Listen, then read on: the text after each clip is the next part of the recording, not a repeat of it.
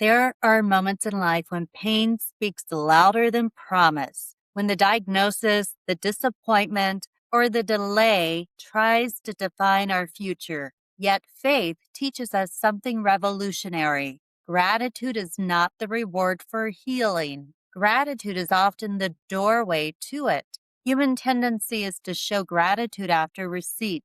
Isn't that what the thank you is all about? Gratitude is not denial of pain. It is defiance of despair. Gratitude shifts our focus from what's missing to what's possible. Gratitude is about choosing faith over fear, praise over panic, and trust over torment. Today's guests have bold stories of courage and healing to share with you. They learned to embrace gratitude and joy in the throes of their cancer treatment. Mary Boldt talks about laughter and gratitude tracing, and Helen Lambron talks about sparks of joy through many small actions that build one's reserves. We'll also hear words of encouragement at the end from one of our board leaders, Jasmin, who is an oncology nurse and has a heart for the breast cancer community. Rumi, a Persian poet and theologian, said,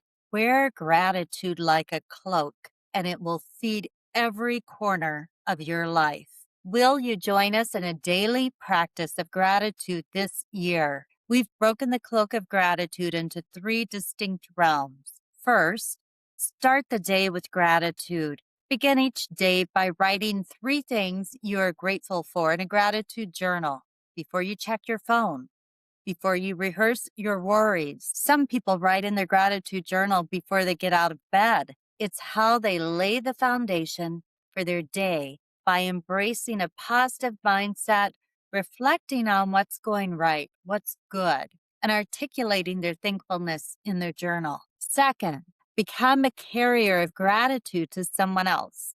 At the end of each week, send a message, write a note, pick up the phone, and speak life to another person. Healing multiplies when gratitude is shared. Third, speak gratitude to yourself. Make this your power statement or healing mantra, written and spoken by you in the first person and in the present tense. When I was in treatment for stage 4 breast cancer, I wrote my power statement on the bathroom mirror so I would see it first thing every morning. That statement was, "This does not define me." And I reminded myself each and every day during prayer and meditation that cancer doesn't define me because I am going through it. I'm not staying stuck in it. I'm going through it to get to a future that I was promised. Jeremiah 29:11 says, "For I know the plans I have for you, plans to prosper you and not to harm you, plans to give you hope and a future." What future are you hoping for? Join us in cultivating joy and donning the cloak of gratitude every day.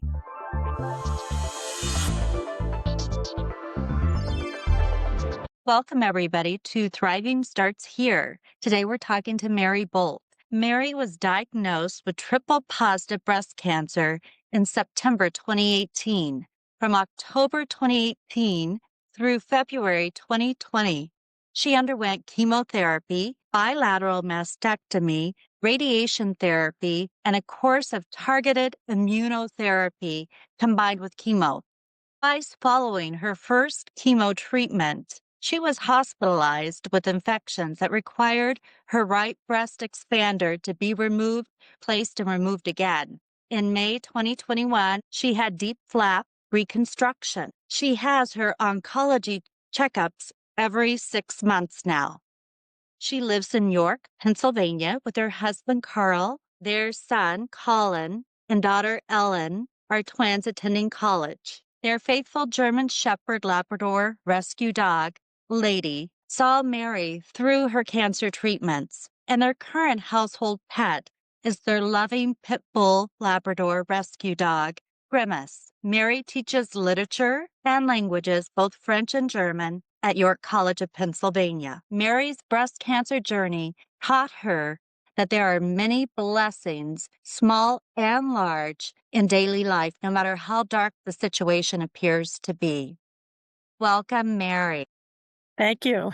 Mary, I'm excited to talk to you today about your journey and some of those aha moments during your journey and even after your journey, going into your new phase following your breast cancer treatment.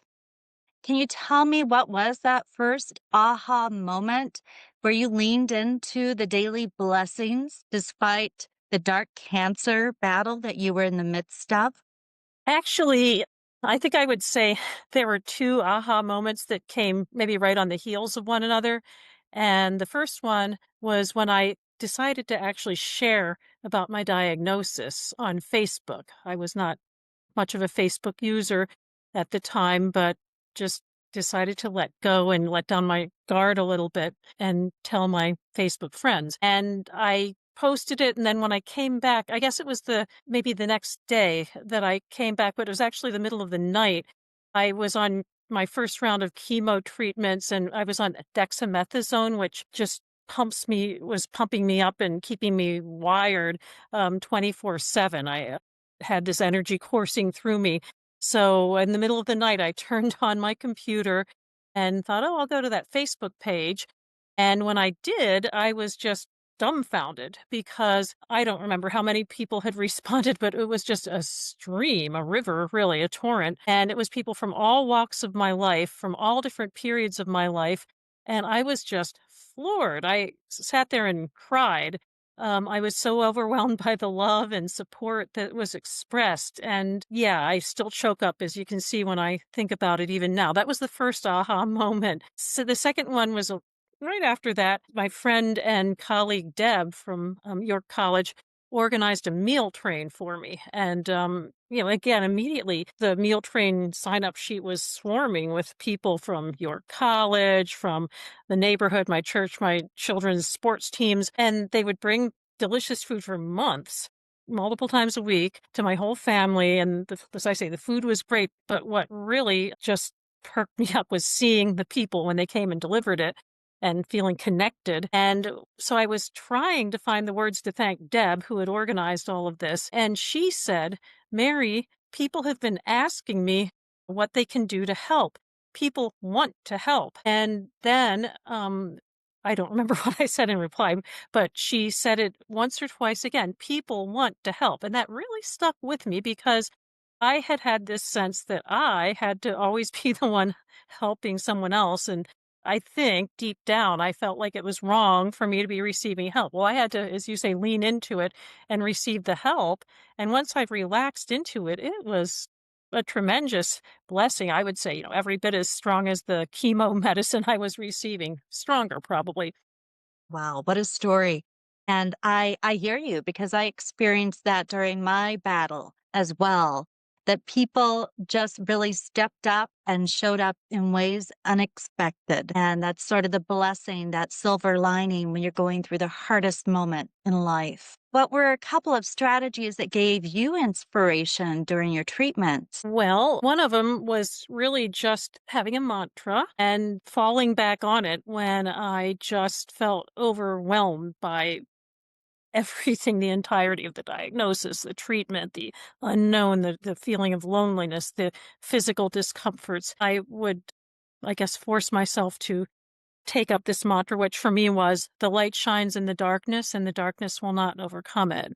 From the book of John in the New Testament of the Bible. That was one strategy. And then the other main strategy, I guess, that I would say I learned to embrace, and which in turn embraced me, was gratitude, conscious gratitude. So I know of other people in similar situations who have kept gratitude journals. And that is wonderful. It works really well for them. I did not have the self-discipline to keep a gratitude journal, but I did find myself just wrenching my thoughts sometimes from the really swirling negative spiral that would sometimes hit me and, as I say, overwhelm me. And I found that when I did start to find things to be thankful for, was I felt great relief. The I found that the things that had been bothering me so much just didn't have that power anymore over me. I found one um, article in the New York Times that came out recently, just this past October, put into words better than I could how some of that worked. And so it's by Melissa Kirsch. She, as I say, wrote for the New York Times, October 25th, 2025. And she said, "We're all connected, related, dependent on one another. But of course, we forget that all the time. We forget that every action has a whole cascade of unintended consequences. We forget that we're a factor in someone else's circuit of gratitude, a link in innumerable chains. And so often we feel separate, lonely, disconnected." Wow, doesn't that sum up how you feel when you get that cancer diagnosis? One way to challenge that feeling is to start with one small thing you're grateful for. Then trace the gorgeous, improbable, but very real sequence of variables that brought you to the object of your gratitude. It may seem a little corny at first, but it works. And how did that tracing work for you? Well, so for example, I can talk about just, okay, one of the things that I was grateful for, and I will also interject to say there were so many. I'm going to leave so many great things out of here because we just don't have time. But I'm thinking of one example. So my friend Betsy took it upon herself to every single weekday morning send me a cartoon, and she's got a great sense of humor, and the cartoons were always funny, and I didn't always feel like laughing in the morning when I woke up and when I eventually got to onto my computer. But when I saw her message, I did feel that gratitude, and I was grateful. I started thinking out of all the things in connection with that I was grateful for her, our friendship. If I wanted, I could trace back how we became friends and all the people that we've loved and interacted with and laughed with over the years. You start again coming up with these webs of warm associations from our past together. And then at the time, as I said, she has this great sense of humor. And there'd be these just consistently funny cartoons. And something that I hadn't been really expecting to do was that I would laugh, even when I just didn't feel like laughing. And I was thinking about it. And another word for humor is levity. And I was thinking it does. The laughter would sort of make me figuratively levitate in the sense that I felt this lifting, real lifting of my spirits. And so that was, again, something to be grateful for, that I could spin off into all the other things I could find to maybe smile about, laugh about. And again, it just felt like some of the oppression of the cancer was kind of lifting off my chest. Laughter is such great medicine. How are you doing today after a couple of years of being in the trenches of your battle? Yeah. Well, thank you for asking. I haven't go every 6 months, as you mentioned, for my checkups. In fact, I'm going next week, and I see the breast oncologist once a year as well. And I'm very thankful that I've been getting good diagnoses. So I just keep telling myself that I'll enjoy them and be thankful for them. And just something else you learn with cancer, don't you, is to take one day at a time. So that's what I'm doing and trying to be thankful for each day. Yeah. And you've got that gratitude practice, Yeah. and I'm sure that carries you forward as well. How has breast cancer changed you? You've shared a lot with us. I'm sure it's been very impactful, your journey. You've had those aha moments kind of at the core. How has it changed you and what's been the silver lining, your takeaways? Yeah, well, I guess maybe if I think about the two strategies, mantra, the light shines in the darkness and the darkness does not overcome it. And then also gratitude, the practice of just, again, wrenching myself from the negative thoughts. I'm much more likely to do that now than I was previously. As you've probably heard many people say, maybe you've felt it yourself. I don't get as upset. Actually, I sometimes do get upset about the little things now more than I did when I was in the throes of my treatments. But then when I stop and remember the throes of my treatments, I realize that I don't have as much to get upset about and that I have much to be thankful for. And I'll maybe kind of close with one more anecdote that illustrates how the light shining in the darkness and the gratitude come together.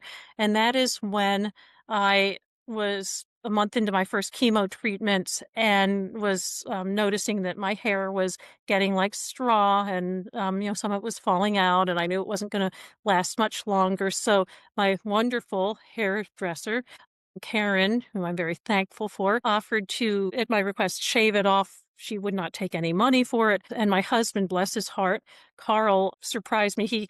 He said he was going to go over with me to the hairdressers. Well, he came with a shaved head. Carl had had his barber shave his hair off in support of me. So off we went. But before we went to the hairdresser, I was talking to my mother. We lived with my mother at the time. She was still living and she had some dementia, but we could still have nice conversations. And so I said, Mom, so I'm going to leave right now. And when I come back, I'm not going to have any hair, but it's okay because it's just some medicine I'm taking that's going to make it happen, but then it can grow back afterwards. And she said, oh, okay. So off I went, lost my hair. I was not feeling, to put it mildly, particularly happy about that. But, back we went to the house and I went in to see my mother and we were having this nice little conversation. And the funny thing is that all I could think of was, I don't have any hair. I don't have any hair. And Mom didn't mention it. So I finally couldn't keep my mouth shut anymore. I said, Mom, I don't have any hair. And she looked and she said, oh, that's right, you don't. I thought, isn't that something? She's the one that can see clearly that my hair is not who I am. She saw to the core of me, and I was very thankful for that. It was one of the things I was thankful for, and it was one of the ways that the light was shining in the darkness for me through that episode. And it truly did make me not as self-conscious afterwards about my hair. And I guess I would say that's, again, one of countless anecdotes I could share, but we don't have time, that make me say I'm coming out of the treatments and still, going through the cancer journey, changed by a real sense that I'm not sure I could have had otherwise, of what I will call the power and pervasiveness of love. And that is a tremendous blessing. I sort of hate to say it, but I would not have experienced it without the cancer. So thank you for asking. I love the story about your mother because it's true. When somebody can look through and past what's on the outside and see you at your core, and what an uplifting moment, a lighthearted moment. Yeah. Some of the things that we fear most with all the change that we go through in treatment are the things that people look past, and they extend that grace and that I see you no matter what you look like today, no matter your condition based on your treatment or toxicities. I know who you are. That's powerful. So, Mary, last words of maybe advice or wisdom based on what you've been through and all you've learned, your aha moments. For someone going through that battle today in a very, very dark place, what's maybe one or two things that they could do to start to crack the door open to see the light in the Yeah. darkness? I guess I would say maybe if they can find some sort of mantra that's meaningful that they can fall back on, even when their brain might not be giving them logical reasons for it, they can still fall back on it and take some refuge in it. And then again, the thankfulness was very helpful, still is very helpful to me. If they again could force themselves, even at a moment, maybe especially at a moment when they're not really feeling like there's a lot to be thankful for, grasp onto one thing that they are thankful for, and then start to even think of that web of associations that they could clutch onto and maybe give thanks for that. And I hope that they will feel some flooding of peace in return. Thank you for that advice. And thank you for sharing your story today. We're so grateful to have you on our podcast and so grateful for your story of inspiration and finding the light even in the darkness. Thank you.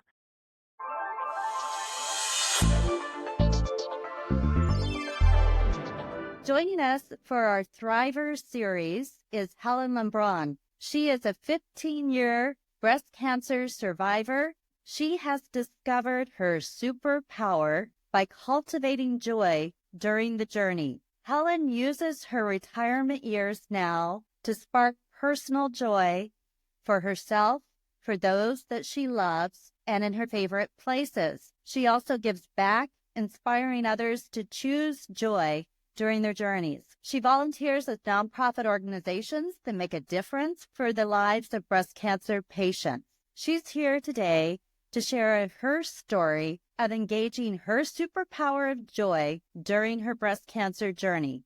Helen, I'm delighted to visit with you. Thank you for joining us. And it's a pleasure to join you, Michelle. So in visiting with you, Helen, you've placed a heavy emphasis on personalizing joy and putting yourself first during your cancer journey. Can you speak to why that's so important? Well, it took me a little while to understand the importance of this, and I had never thought that breast cancer would touch me. Personally, I was wrong. It continues to touch me and so many others, and I have learned by choosing to be joyful as a conscious choice, because emotional health, mine, yours, everyone's, impacts physical health and well-being. So I'm grateful. I'm inspired by others. I do cry. I cry sad tears. I cry happy tears. But I think we're each unique and we each go through a breast cancer journey differently, but joy helps. Joy helps. Well, you and I both know, being breast cancer thrivers and busy career women, that a breast cancer diagnosis takes all of your energy and unfortunately all of your joy at times. So how do cancer patients become maybe selfishly loving to make room for joy and to make it a priority? It is necessary to take care of ourselves. Doing one thing a day, even the smallest of things on the worst of days, looking at a picture, listening to a song. If I can't read a whole book, I would try to read a page. Doing something, and this is so personal to each person. You know, if you're you like hiking in the woods, maybe sit outside in a chair and break it into a small part so that you feel the healing, the emotional healing together with the physical. Are there other things that you've noticed help to spark joy for the breast cancer patient community that you work with? I found that guided meditation was very helpful. Closing your eyes, focus on a favorite place or a favorite person while listening to instrumental music or to guided meditations. The mindfulness helps keep a person focused, and it's something that can continue throughout your life. Like now, sometimes if I'm standing in line waiting for something, I'll just close my eyes and practice mindfulness. It's just like one moment, one step at a time going forward. Find the things that spark your own joy and make a difference in your own life. Some days will be more difficult than others. Some days will be more joyful than others. But keeping a smile on your face as often as possible is good for your physical health. And I know when going through treatment, for me, it was like, how do I reward myself after a grueling 5 hours of sitting in a chair and having what felt to be poison pumped through my veins? Thinking about, that French vanilla latte at Starbucks on the way home, or some special treat, something to look forward to. It could be the small things, too, to lift your spirit when you're in the midst of treatment. Absolutely. And that small thing could be the best thing that you did for that whole day. It's not a time to deny yourself pleasures. You can think about, what's one small thing that I like, whether it's a treat or an activity or a meditation or a book or talking on the phone with your best friend. What's one thing I can do, especially day in, day out in treatment, one thing a day that would put a smile on my face? Getting back to what you're talking about with this smile. Absolutely. I totally agree. So baby step it. What's one little thing that would bring a smile to my face during this time? Cultivating joy is more of a habit. And I think just by looking at that one little thing to do every day, I think that'll lift your spirit over the long run.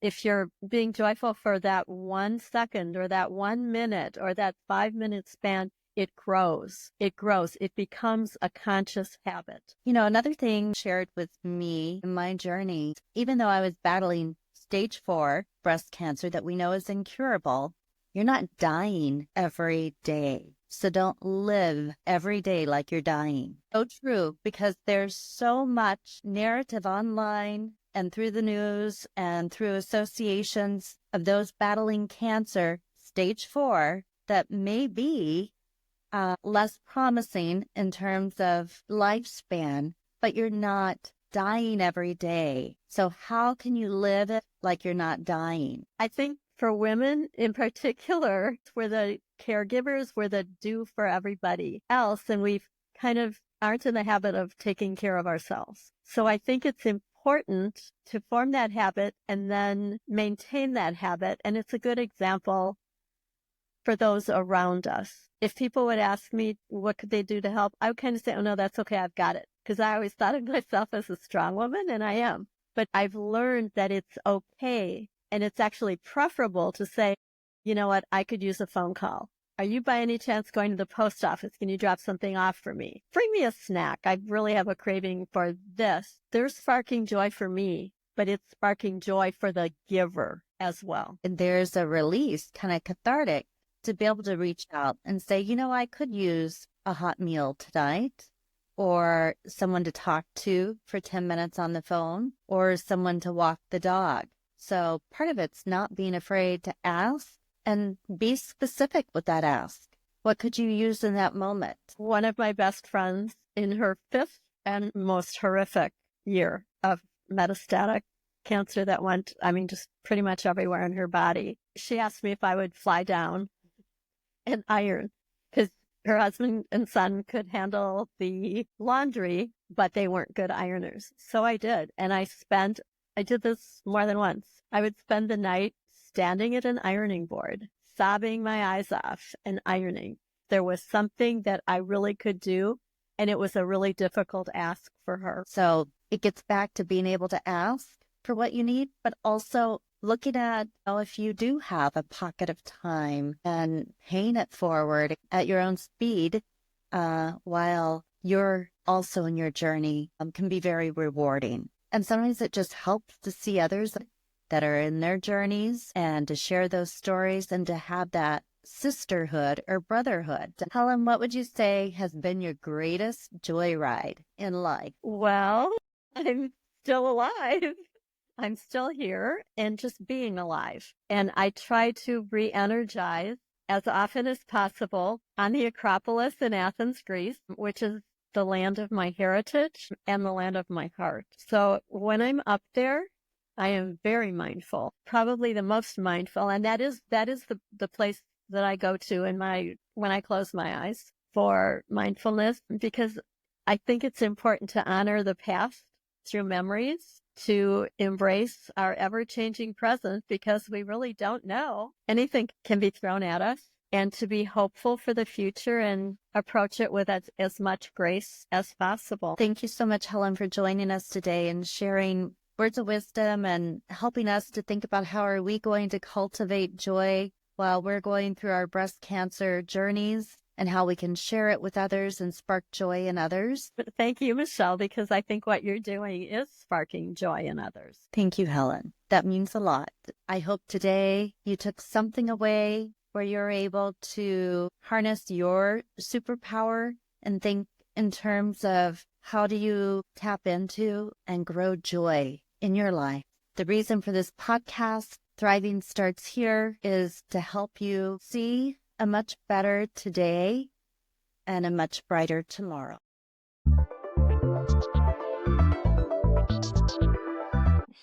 Hi, my name's Jasmin. I'm an oncology nurse. I've been a nurse for about 10 years. I've always worked in oncology, have been really drawn to the breast cancer community. I've had really close family and friends impacted by breast cancer, specifically my grandmother. And she was one of the most resilient, hardworking women I know, and just has always been a role model for me. I worked bedside clinically as a nurse for many years. And currently I work as a nurse manager. So I find that really rewarding because I get to inspire and grow kind of the next generation of nurses to take really great care of patients. One thing I always tell our patients when I round on them is just if they're having like a harder day, just kind of focusing on like one thing at a time, one day at a time, one moment at a time. This kind of gives people a little more presence, a little more agency in it, whether they're going through a good day or a bad day. Just kind of focusing on one thing at a time makes anything a little bit more manageable. The other piece of advice that I like to give is you're not alone. There's a lot of support, whether it be friends, family, colleagues. There's lots of people in your community that are there to support you, and there's lots of medical providers that are here for you, rooting you on, wanting to make sure that you get the care that you need.